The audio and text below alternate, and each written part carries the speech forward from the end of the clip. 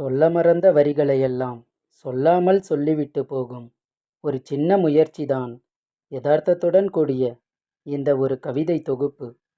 இவன் செந்தில்குமார். அழலை செல்வம்.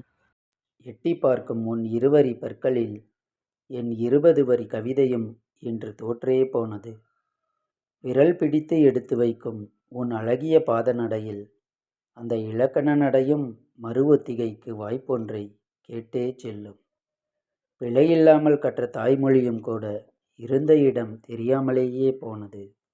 மொழி புரியாத உன் மழலை தமிழில் மொட்டுக்கள் கூட தன் புன்னகையை ஒத்தி வைத்தே பூக்க பழக்கப்படுத்தி கொண்டன உன் கன்னக்குழி சிரிப்பில். எந்த மொழியிலும் பெயர்த்தெடுக்க முடியாத அர்த்தங்கள் அந்த பாதி உறக்கத்தில் அழகாய் வந்து போகும் உன் முனகல்கள்.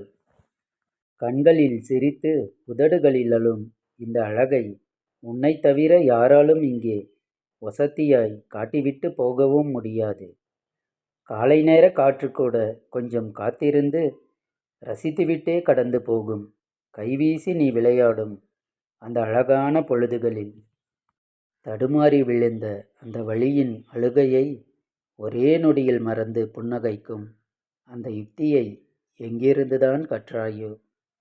இப்படி கடவுளே வந்து பார்த்து வியக்கும் அழகான படைப்பு இன்று அதிகாலையிலேயே கண்விழித்து வேலைக்கு கிளம்பியாச்சு. அம்மாவின் இடையில் அரை வயிற்று பசியோடு.